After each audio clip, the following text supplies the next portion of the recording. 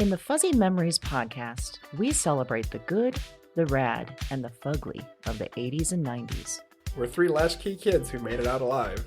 And in each episode, we break down all the culture that popped, 1 year at a time. Whether it's the birth of legends... I'm Lyme disease free today, and I have Whitney Houston and MTV to thank. Or audacious moves. Imagine also the poor Golden Gate Bridge. You turn 75 and people have a party on you. Yep. I don't want that. Or even confusing PSAs. And the stop, drop, and roll. I mean, I assumed Yes. as an adult I would catch on fire weekly. All the time! We've got a take that will make you laugh. We've also got thoughts on all sorts of random phenomena and the most unmitigated of golf. Why sharks can't be trusted, people can't be trusted, and rivers can't be trusted. It's collusion. Of the highest degree. Uh-huh. You were counseling me to start my remarks with, first of all, bitch. Everyone in that room would have snapped to attention. It's going to be basically coffee lids, shark revenge, and then maybe like Matt Getz. God, we need to do something about him. Join us every other Wednesday to celebrate the hits, the misses, and the misfits of the weirdest decades.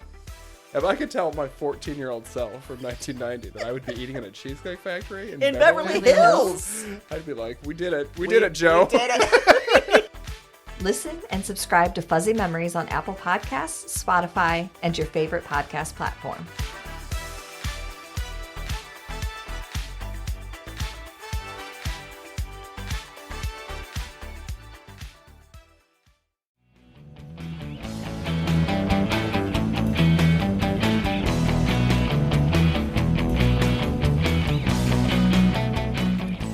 Hello, and welcome to Broads and Books, the podcast with one unique theme, 4 handpicked book recommendations, and 2 broads. I'm Erin.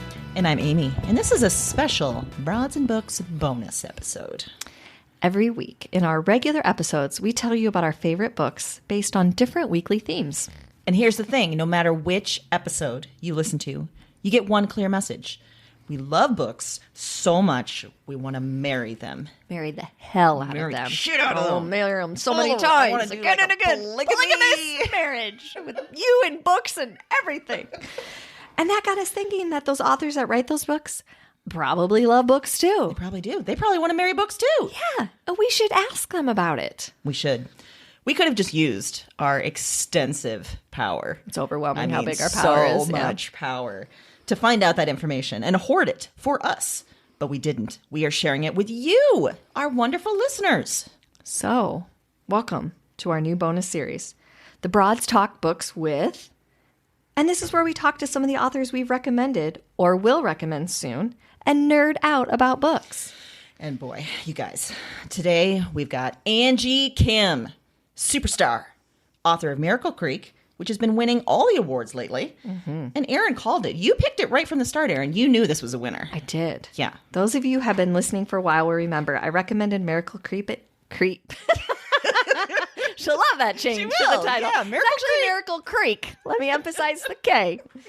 In episode 17, where we talked about utility players, Angie was a lawyer before she became a star writer. Mm-hmm. Turns out she's also just amazing. She is. She is a wonderful human being. She is. I had no idea when I recommended it how amazing she is. Yes. So we reached out to Angie because we like her so much. And turns out she likes us too. Right? It's like we found out that our crush liked us back. Liked us. So we might be going steady now, do you think? Yeah, I think we are. Angie, yeah. will you go study with us? Yes. Will you marry us? Is that too soon? Oh, shoot. I always do that. Oh, man, you went too hard, Erin. Oh, sorry. God. Okay, I retract the proposal. We can just go study. So we called Angie up and asked her all kinds of questions about what books she loved growing up and how she finds her book recommendations and what she demands that you read right now. So here's the thing. We recorded that conversation we did with our other authors. And technology, it's wonderful, Erin. It's wonderful until it's not. Mm-hmm. And in this case, technology in particular did not like you. It just erased me. I'd be hurt if this didn't happen a lot from technology. Yeah, that seems to be your thing. Yeah, just gone, just erased. So Erin's microphone actually did not record. It shut itself down. It was like, listen, you're done. Yeah. You don't want any more of this. So instead of listening to an entire one-sided conversation where it just sounds like I'm ignoring you through the whole thing, we're using a bit of a different format than our other Q&As. We're innovating. We are. We're defying technology. F you, technology. Yeah, don't even worry about it. You try to keep me down? Oh, no. No.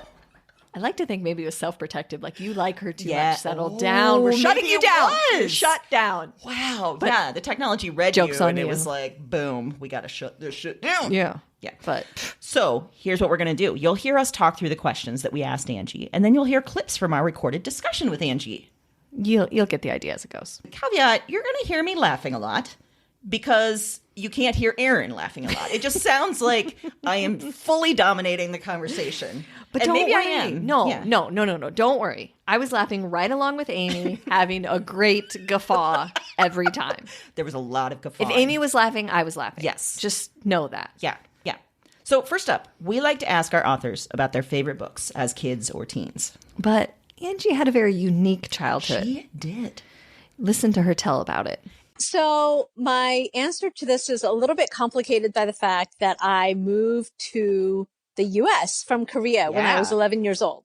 So when I was in Korea, I lived in this tiny one-room home with my parents. And so the three of us shared one room, and like our room was like the size of most people's, let's say, average sized bedroom. So there was no room for anything. So we had like a rule about books. I couldn't keep any books around. Yeah. And I could only borrow like from friends or teachers or whatever, one book at a time. In Korea itself, I had this one book. It's called Candy, and it was about a plucky, blonde, blue-eyed orphan in America named Candy, who like loses her best friend because her best friend in the orphanage is like beautiful and gets adopted by some like, Duke and Duchess in England or something. And so she goes, and then when she's like a teenager and she's in trouble, but she's very bright, she gets sent to this boarding school. And, as like a charity case. And then she does really well. And then she realizes that her best friend from when she was like 5 is there. But the friend hasn't told anybody about her background, of being an orphan and things, So, Sounds like you got a very accurate representation of the U.S. Exactly. Yep. This is like, to me, this was like America. And this is how Americans, and I guess the British also, because they're all conflated together. That's how it all happens. Yep. Yes. So that was like my most prized possession. And I believe that I actually even got, one volume of this series as a birthday present. And that was the one thing that we had was that as an exception to the rule that we couldn't have like lots of books around. For my birthday, I was allowed to ask for whatever and keep it. And so I asked for more books. And so on my 10th birthday, I got this mystery series, and I think it may be the case that it wasn't that I was so into mysteries. It's just that it happened to be the best looking set, that looked, like hardcover and whatever. And that was something that my parents could afford and that happened to be on sale at wherever they were or whatever. So I think that's what it was. But in any case, it was a very nice looking set of mysteries. And it was like Edgar Allan Poe and, Sherlock Holmes and, Dashiell Hammett and things like that. Mm-hmm. And I came over to the US when I was 11. And I think I begged my parents to please let me bring this set because I just needed more time with it. And also I figured, I don't speak the language, so I needed something to hold on to. And so we did bring it. Oh, good. And and I just found it the other day at my parents' going through, like helping them to downsize it. And I think this is why I just like grew to love mysteries because I had this set of books. And that was all I had left of Korea and Korean reading. And, so for like the first year, I didn't speak English at all.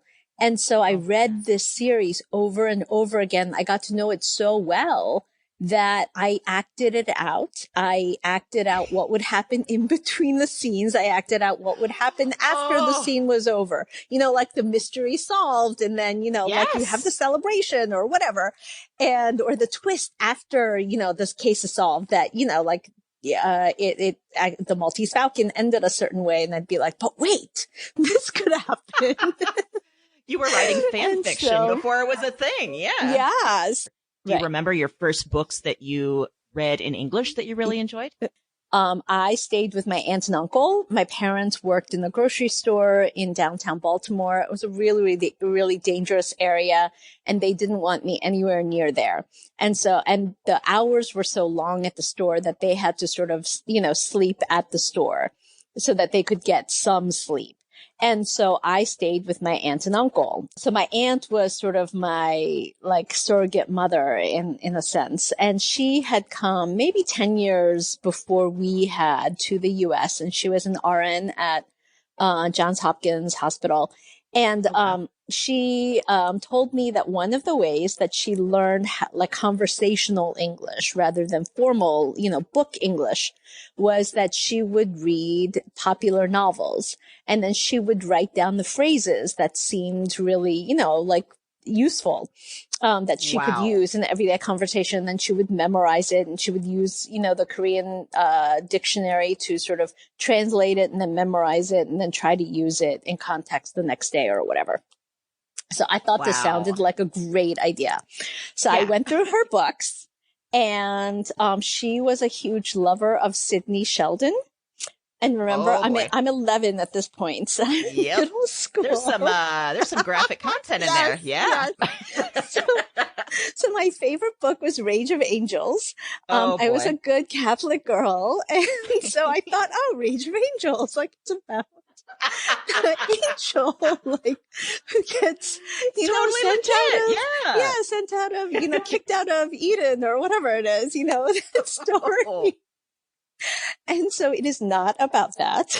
It's about this woman, this beautiful ingenue, like woman named Jennifer Parker. And she is, like the world's greatest, litigator. She's very, she's like 20 or something, but she becomes like one of the best litigators in the country. And she is like at the same time, the secret lover to a U.S. senator who becomes the U.S. president. And at the same time, she is the lover of, or mistress, like the head mistress or whatever of like a mafia don. Wow. Yes, there's a lot going on. And I loved this book. I just, think about it. Like as an 11-year-old girl, you're like, this is all about America. Yes. And it's about the promise of America and how you can do anything you set your mind to. You could be mistresses to 2 people. Exactly. Yeah. So there was all that. So she was an excellent role model. I really loved her so much. No, I'm in all seriousness. I really think this is why I became a lawyer, because I really wanted to be like her. Yeah. Yes. I love this so much. It was so wonderful. And in fact, Erin, what did you get recently? I got myself a copy of Rage of Angels. You sure did. I did. Describe the condition of the book. Well, I had to see what it was all about, and it wasn't that easy to find. Sure. So I ended up with a used copy, and I was delighted when the envelope came. I tore into it, and it smelled like a smoky, musty parlor at the back of a saloon. Or maybe a grandma's house? Just buried in a grandma's house? Yes. That also heavily smoked. Have you started the book yet? No. Okay. But I can't it's on wait my until list. you do, because I want to see yeah, like what you and Angie share, because I think you're sharing a lot. I think so. I think so. I'm holding it a little bit because it feels You're so. waiting. Yes, I'm trying to pace myself because, as we already know, I already proposed. I need to pull back a little. Yeah. You need to really like calm down. Yeah, self-check You don't myself. want to scare her off. No. Yeah, exactly. It's a good thing that microphone cut itself off. Right. So next up, we wanted to know if Angie is also overwhelmed by her to-read pile. And where she gets her books. You'll like this.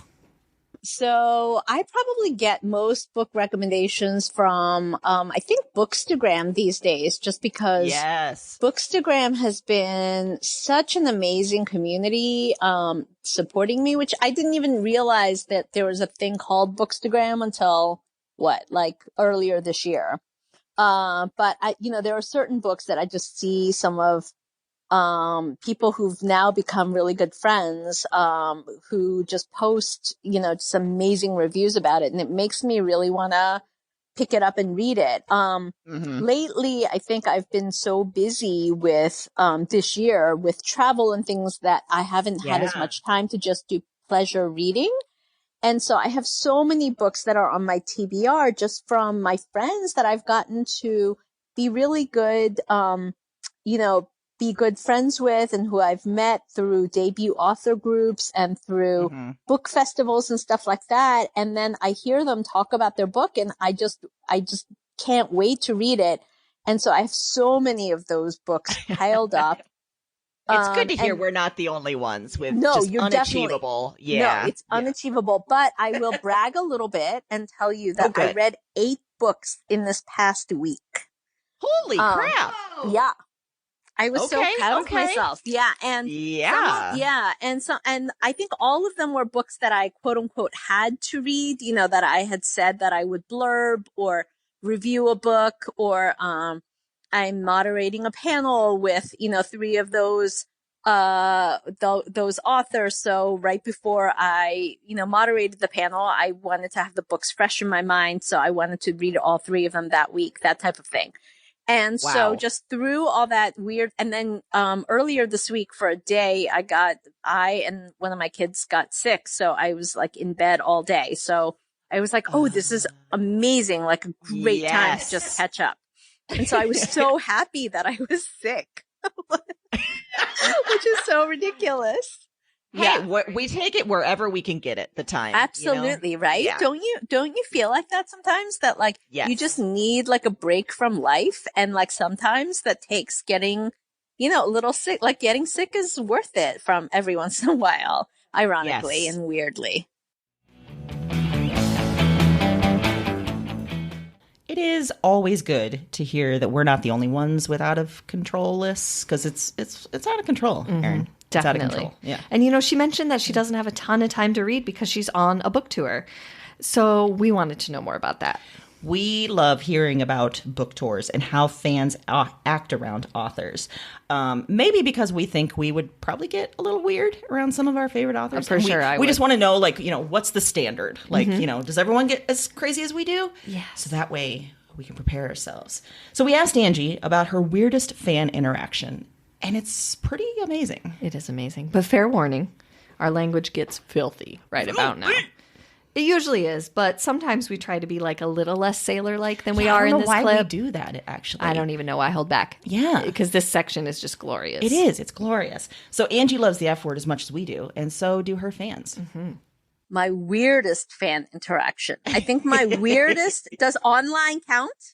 Yes. Okay. Yes. So there is this Goodreads. I guess it's weirdest, but it's also, I think, my favorite. So on Goodreads, I saw this one review one day, and it started with "fuck this book," and I was like, "Oh no, this is just not good. This is just not good. This is gonna be bad. This is gonna be So I'm just like, I should just close it right now. But I couldn't help myself, like that masochistic part of you, and so you're just like, all right, I'm gonna keep going. And it was amazing. It was almost like a poem. And I actually I want to make a t-shirt or something and wear it around. So I'm not going to do it justice. And it's very long, but it's something like this. It's like, fuck this book, fuck this book for being so fucking amazing. Fuck this my book gosh. for, for being the book that made me stay up all night so that I would be basically fired the next day because I couldn't function. And, fuck all the people who told me how fucking amazing this book is because they were so fucking right. And now I can't tell them to go fuck off because they were right. You know what I mean? And it ended with something like, and fuck Amazon because I can't even, post this review on Amazon because they'll delete it because of all the fucks, and then it's just like, fuck this book, fuck Amazon, fuck me, fuck my life. And it was just like, oh my God. Yeah. And it's brilliant. Yeah. It's so brilliant. And I got her, her Felicia is, her, name. I think that's right. Yes, exactly. And I got her permission to share it, and tweet it and take screenshots, and because I just was so delighted by it. I just thought I've now shared it with my author friends, and we all agree this is the best fucking review anybody has ever written ever. Yeah. And I also, you need to make the t-shirts or we will help you because that's incredible. Right. Yeah. Isn't it great? Yeah. I love that. Yeah. I'm having so much fun. I love that you guys get to do this every week. This is amazing. She loves us. She loves us, Erin. The love is mutual. Oh, and, so mutual. While we were talking to Angie, Erin, you and I kept looking at each other in this interview oh my fucking God, this is happening. It's happening right now. Yeah, we did. And it did. It actually happened. Yeah. I mean, no one knows it happened for me, but it did actually happen. So we're not just pretending that Erin was here. No. I don't think you would have allowed me to talk to her Are without you kidding? you. No. That would have been murderous terrible. rage. Yes. That might have been the end of our podcast. Done. Yeah. Over. So we also love hearing about authors meeting other authors. We have our own daydreams about meeting people that we really revere, and authors are probably just as full of insecurities about it as we are. And what's great is Angie had a dream author she wanted to meet, and it actually went great. Laura Lippman. Laura Lippman. I really wanted to meet Laura Lippman. I think Laura Lippman may be the only person that I can say this about. She has something like 23 books out, okay? And I have read and loved all of them. You know how sometimes, with writers with that many books, sometimes one you'll be like, that's okay, but I don't love it. With all her books, I love all of them. She's such an idol, and I just admire her so much. She's also from Baltimore. And so I've now met her, I think 3 times, and it's just, she's just been so supportive and amazing. And the last time we met, we did this, panel together with Megan Abbott, called, Unlikable Women. Oh my God, that sounds amazing. Yes. Yeah. It was amazing. And and Jean Redman and Jennifer Hillier and I were the panelists. And so, and then we were beforehand, we were we need to drink if we're going to be unlikable women. So I think they were kidding. But it was 4 p.m. Yeah. And I was not. So I actually brought, those tiny little bottles of vodka that they hand out. Yeah. So I brought several of those and I put them into the water glasses, a little bit, not too much, just a little bit for everybody. We had a little shot before we started because I figured, if you're going to talk about unlikable women, we need to get into that. it. Yeah, absolutely. Yeah. Amazing. I love it when authors just love books and their writers as much as anyone else. It's so great. Yes. I feel then, we're one step closer to them. Yes. Yes. As you listeners know, we love pop culture stuff as much as books. So we love to hear about what authors are reading and consuming right now. And Angie had some truly great recommendations. I would normally go to something TV just because you know what? I'm going to say it's a TV and podcast together. So it's the West Wing. It's the West Wing and the West Wing Weekly.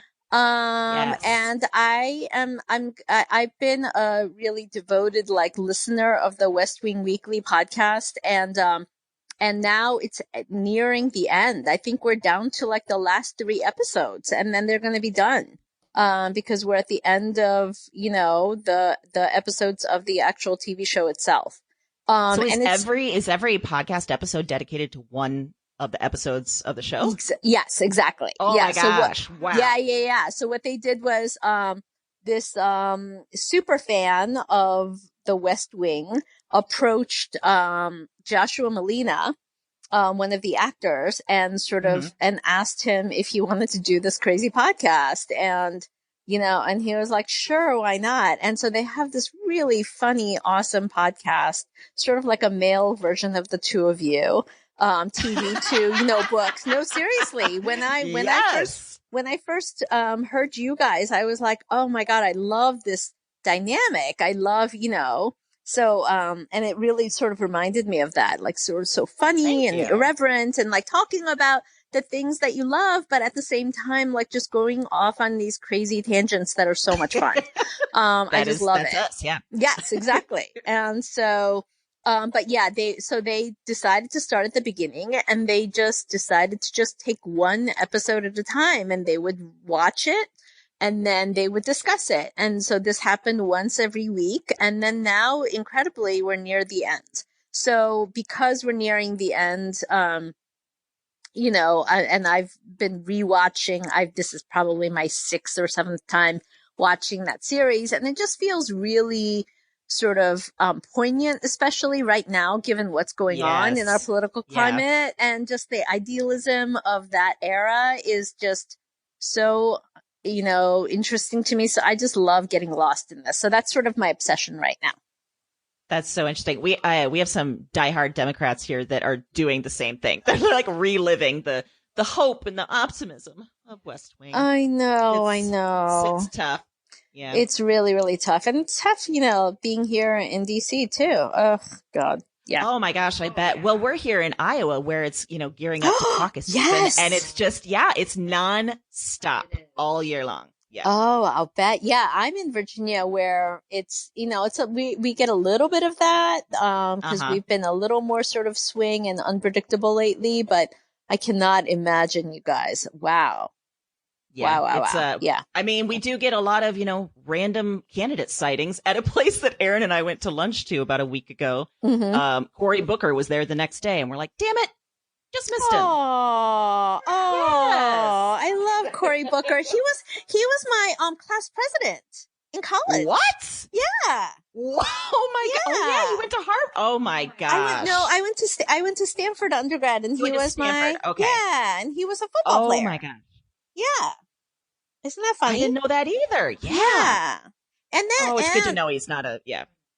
And I went to law school with Obama. We overlapped 1 year. God. He was in my husband's class.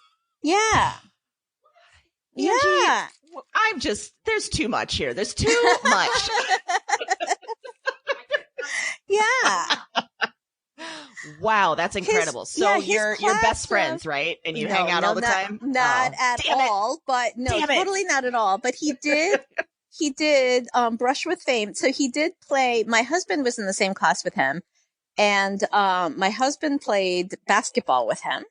And I mean, just like pick up basketball in the gym or whatever.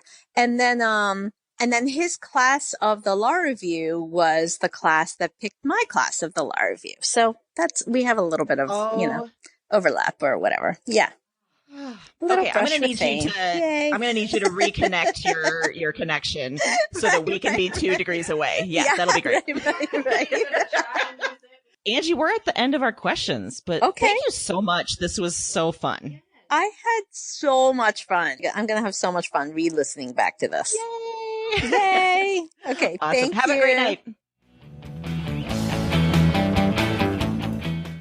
Okay, Aaron. So, as we've said multiple times, we didn't hear your voice much during the interview, which sounds like I just cheated you out of this interview, but it's technology's fault. You didn't. So, I want you to have the floor now. What did you love about this interview? It's hard to pick. Yeah. I love so many things. I think one of the things that I really, really loved was the books that she read. Yeah. At such a young age, like at age 11, The Rage of Angels. Like I mentioned, I bought it. Or reading 8 books in a week because she's sick. It's so relatable. It's beautiful. Like enjoying a virus because I can read Come more. on, virus, so I can read Yes. some more. Yeah. Yes. I also loved her whole story of childhood and what books meant to her Yeah. and wanting to bring them and have them. And it kind of reminds you how lucky we are to have the space and time a lot to Yes. collect books like we do. Even the physical space, Yes. like she was talking about. Yeah. It kind of reminds you sometimes you take that for granted, but it's such a beautiful part of my life that I would miss so terribly. Mm-hmm. So, Yeah. I also loved that she just, casually mentioned she knows Cory Booker and Obama. Like, no big deal. right? Ugh, you were already cool and now you're cooler. Right. And one thing I should mention that we had to cut because of the mic, that she actually had 5 careers Yes. prior to being a writer. And they were all like super amazing. So she's even more of a utility player than we realized. Yeah. And by the way, she wants to be a Broadway singer. So, and I feel like nothing's impossible with her. So I could know. have that happen. I bet she was sort of downplaying her ability. I Yeah. bet if she'd started singing for us, it We'd be would have like, been oh my glorious. gosh, Yeah. Miracle Creek, the Broadway show. I don't know if that translates, but Starring the author, Angie starring Kim. the author. Yeah.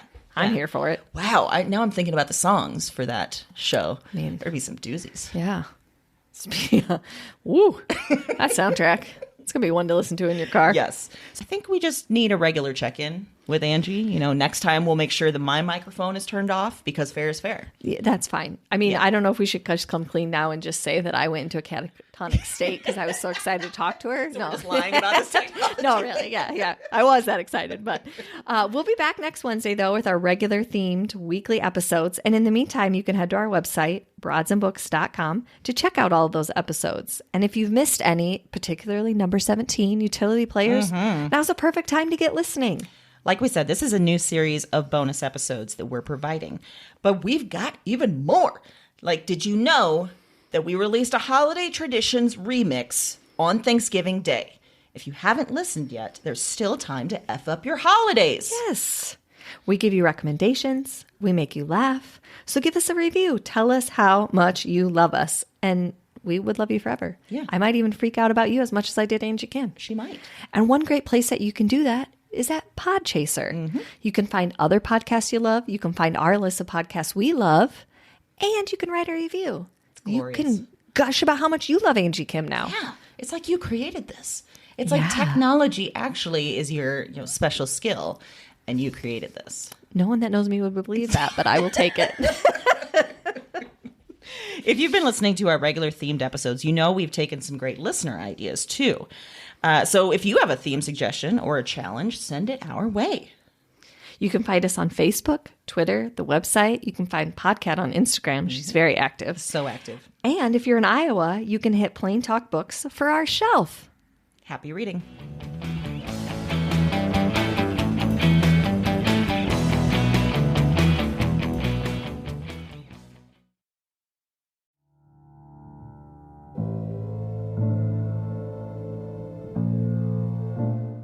I'm up again. Same night, another dream. Before trying this recording thing, I didn't remember much of anything of these dreams. I didn't remember much from any of the women. And one night of doing this, and it's broken things open. The dreams they're in me, and they're coming out of me, and Talk to me. I am not broken. I am the most whole, most real. Cause their despair. I wait for the word. Witch. Look at the mad woman in her cage. She was a woman with holes inside her. That was the heaviest factor, the final evidence, the heart of the issue. Somehow, you understand this. You hear me. Wherever you are, whatever this is, you... This isn't a dream journal anymore. It's not. It's just fact. Because now this is some sort of record. What are these dreams? Maybe there's a better question. Who are these women?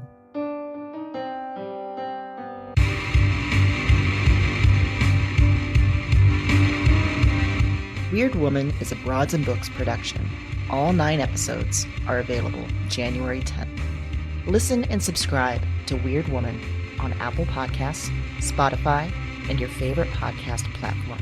That's WYRD Woman, wherever you listen to podcasts.